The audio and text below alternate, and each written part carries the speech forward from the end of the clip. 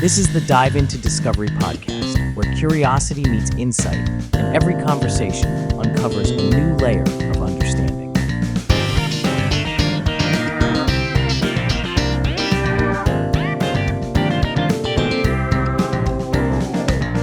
Okay, so get this. Have you ever heard about the Star of Bethlehem? Yeah. You know, that mysterious light that guided the wise men to baby Jesus? Yeah. It's a story that has really captivated people for centuries. And for good reason. I mean, it's like this cosmic puzzle, blending astronomy, history, and theology. We've got some excerpts here that kind of dive into different theories and facts. I don't know about you, but I'm pretty eager to see what we can uncover together. It is a story that really captures the imagination, and it all kind of starts with that account in the Gospel of Matthew, which describes the star, guiding the Magi, the wise men, to Jesus's birthplace. Yeah. But that's just the tip of the iceberg, really. Exactly. So we have this account in Matthew, but what could the star actually have been? I mean, astronomers have come up with some pretty intriguing possibilities. Yeah. One of the most popular ones I know of is the idea of a planetary conjunction. Right. And that's not as far-fetched as it might sound at first. Just imagine like Jupiter and Saturn appearing so close in the sky that they almost like merge into a single super bright star. Wow. That kind of event would have been incredibly rare and definitely would have caught the attention of, sky watchers back then. Oh, yeah, for sure. Yes. Especially back then. So if the Magi were, looking to the heavens for signs, a planetary conjunction like that would have been pretty hard to ignore, right? Oh, yeah. But did conjunctions like that actually happen around the time that Jesus was thought to have been born? Well, that's where things get even more interesting. Okay. So, astronomer Johannes Kepler, he calculated that a series of conjunctions between Jupiter and Saturn, and even involving Mars, occurred in 7 BCE. Okay. And get this, in ancient astrology, Jupiter was associated with kingship, while Saturn was linked to the Jewish people. Wait, hold on. So you're saying that around the time of Jesus's birth, there would have been this incredibly bright star formed by these planets coming together, and those planets already had a special significance in the context of that time. Exactly, yeah. You can see why the Magi, who were likely astrologers themselves, might have interpreted this as a major celestial omen. That's incredible. It really starts to make you think about how people understood the night sky back then. Yeah. It wasn't just twinkling lights up there. It was a source of meaning and guidance. Absolutely, yeah. And that kind of brings us to another theory, one that leans more towards the spectacular. Okay. Comets. Could the Star of Bethlehem have been a comet, just streaking across the sky? Oh, yeah. I mean, if we're talking about eye-catching celestial events, comets definitely fit the bill. I've even heard some people suggest that it might have been Halley's Comet. Yeah, that's been a popular suggestion. Yeah. But there's a bit of a problem with the timing there. Okay. Halley's Comet appeared in 12 BCE, which is a bit too early to really align with the estimated year of Jesus's birth. Okay. So we can probably rule out Halley's Comet. But what about other comets? I mean, there must have been others around that time, right? Yes, but the issue with comets is that they were often seen as kind of harbingers of bad news. Oh. Not something you typically associate with the birth of a king or a messiah. That makes sense. So if a comet was seen as a bad omen, it's less likely that the Magi would follow it. Yeah. Especially if they were seeking, the birthplace of a king. Right. Speaking of bright celestial events, there's also the supernova theory. Yes. Right. And a supernova would certainly be bright enough to be visible even during the day. Wow. It's basically an exploding star. Yeah. And it releases an enormous amount of energy, creating this incredibly brilliant light. And that would definitely get people talking. For sure.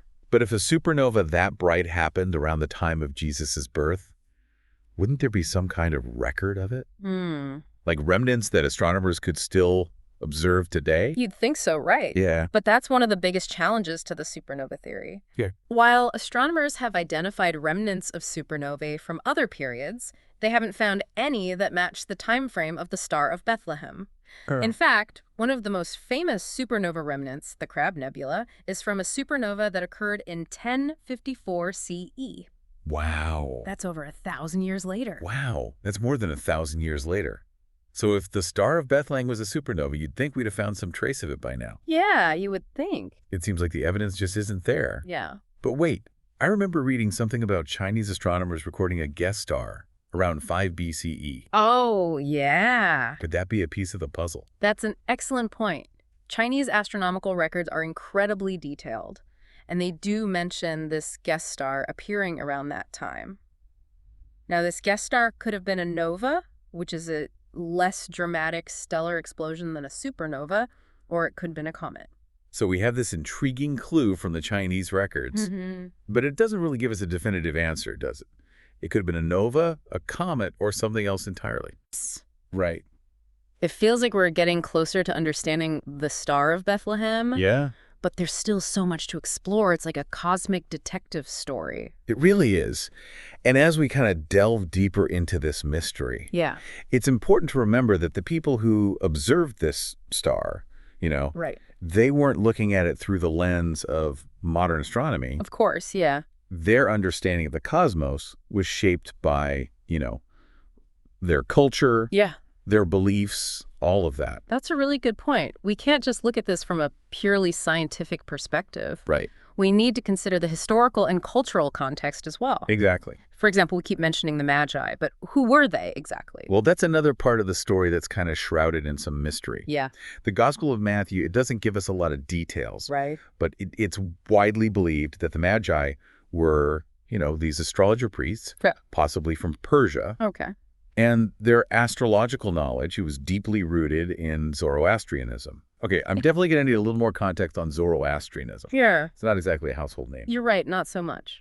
Zoroastrianism was a major religion in the ancient world, and it placed a really strong emphasis on this cosmic struggle between good and evil. Okay. And celestial bodies played a significant role in that struggle. Interesting. They believed that the stars and planets held meaning, like they could reveal signs and omens. So for the Magi, who were steeped in this Zoroastrian tradition, seeing something like a planetary conjunction or a nova wouldn't have just been an interesting astronomical event. No. It would have been a message from the cosmos. Precisely, yeah. They would have been looking for signs, trying to decipher what the heavens were trying to tell them. Wow. And in their worldview, a new star appearing, especially one with the astrological significance of like a Jupiter-Saturn conjunction, could have very well been interpreted as a sign of a momentous birth, perhaps even the birth of a king. And if we're talking about kings, we can't forget about King Herod. Right. The story places the Star of Bethlehem, within his reign. Yeah. Which helps to kind of narrow down the timeline. Absolutely. Herod's reign from 37 to 4 BCE gives us a pretty crucial historical marker. Okay.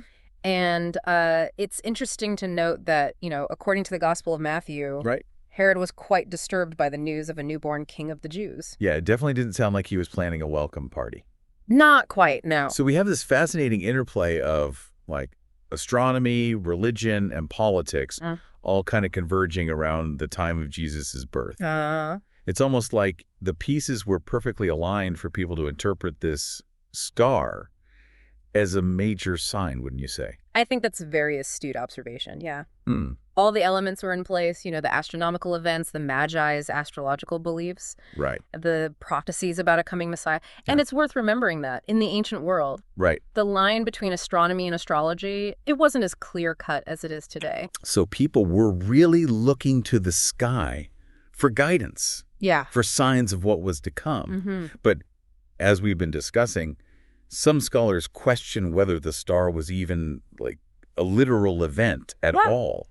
Could it have been more of a symbolic element woven into the story to kind of highlight Jesus's significance? That's definitely a perspective we need to consider. Yeah. Some theologians argue that the Star of Bethlehem might be more of a literary device, a way to emphasize Jesus's role as the Messiah. Interesting. It's similar to, other stories in the Bible that use that kind of celestial imagery to convey symbolic meaning. It's like the star serves as a metaphor within the narrative, right? Yeah.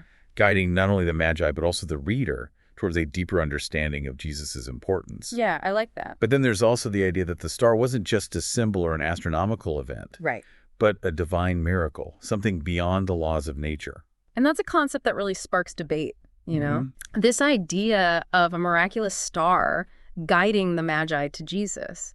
It really taps into that realm of faith and the belief in divine intervention. Yeah. It raises questions about, how we interpret events and the limits of our understanding of the natural world. It definitely adds another layer of complexity to the whole story. Uh-huh. So we have all these different interpretations. Right. From planetary conjunctions to comets to supernovae, and even this possibility of a divine miracle. Yeah. But there's one detail that continues to kind of baffle both astronomers and theologians, the star's movement. You're right. That's a detail that really throws a wrench into a lot of the astronomical explanations. Yeah.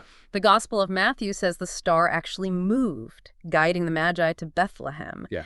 How could a celestial object, seemingly defy the laws of physics Right. and move in such a specific way? Right. It's a question that has fueled, countless theories and interpretations. I have to admit, that's the part I find the most difficult to wrap my head around. On the one hand, we have these scientific explanations that make sense within our understanding of how the universe works. Right.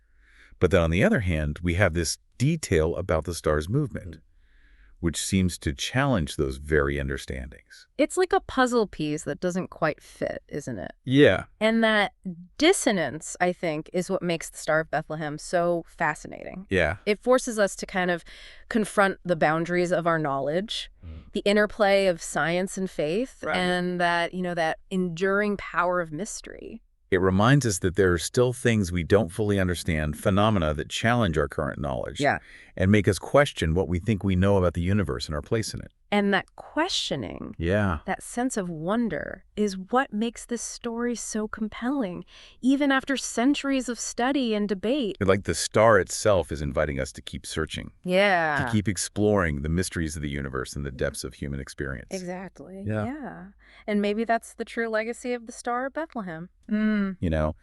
It's not just about a specific event in history, but about this timeless human quest for meaning, Right. for understanding, for something that transcends our everyday experience. It's like the star is a symbol of that yearning for guidance, that desire to find something that illuminates our path and leads us towards a deeper understanding of ourselves and the world around us. And who knows, maybe as we continue to explore the cosmos and delve deeper into our own understanding of the universe, Right. we'll uncover more clues about what that star might have been. I love that idea. Yeah. It's like the mystery of the Star of Bethlehem is still unfolding, inviting us to be a part of the ongoing discovery. Uh-huh. And even if we never fully solve the puzzle, the search itself is, enriching and inspiring. Precisely, yeah. Ah, It reminds us that the journey is just as important as the destination. yeah. And in this case, the journey takes us on an incredible adventure through history, science, faith, Right. and the very nature of what it means to be human. So as we kind of wrap up our deep dive into the Star of Bethlehem, Yeah. I think the biggest takeaway is that it's not just about finding a definitive answer. No. It's about embracing the mystery, the wonder, the possibilities. Right. It's about allowing ourselves to be guided by the light of curiosity and the pursuit of knowledge, just like those wise men were guided by the star so long ago. Beautifully said. And who knows, maybe in our own search for understanding, we'll find a light of our own, Yeah. a guiding principle, a newfound truth, a deeper connection to something greater than ourselves. And on that note, we'll leave you to ponder the mysteries of the Star of Bethlehem Oh, and all that it represents. Keep looking up, keep searching, yeah. and keep exploring. You never know what you might discover. It's really amazing to think that something that happened like so long ago can still spark so much curiosity and debate today. It really does. It speaks to the enduring power of the story, right? The Star of Bethlehem, it isn't just a historical puzzle. It's this symbol that really resonates deeply with us on a human level. It speaks to our longing for meaning, that search for guidance, and our fascination with the unknown.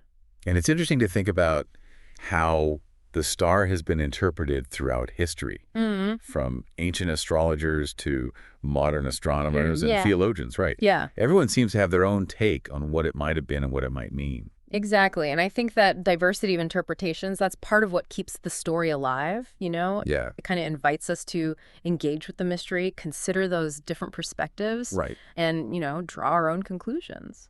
So we may never know for certain what the Star of Bethlehem actually was. Right. But maybe that's not really the point. Yeah. Maybe the real value lies in the journey of exploration, in the questions it raises, and in the sense of wonder it inspires. I think you've hit the nail on the head there. Yeah. The Star of Bethlehem, it's a reminder that there's always more to learn, more to discover, and more to ponder, you know? It encourages us to keep looking up, keep asking questions, and keep searching for that truth and meaning in our lives. And who knows, maybe in our own search for understanding, we'll find our own star. Uh-huh. You know, a guiding principle, a newfound passion, a deeper connection to something greater than ourselves. Perhaps the Star of Bethlehem is kind of a reminder that those guiding lights are out there, you know, just waiting to be discovered if we only open ourselves up to the possibilities. That's a beautiful thought to end on. Yeah. So as we conclude our deep dive into the Star of Bethlehem, we encourage you to keep exploring, keep wondering, and keep searching for your own guiding light. Keep looking up. Thanks for joining us on this incredible journey. What did you think of this week's episode? We'd love to hear your thoughts in the comments. Don't forget to join us next time as we dive even deeper. And as always, stay curious, because you never know what discoveries are just around the corner.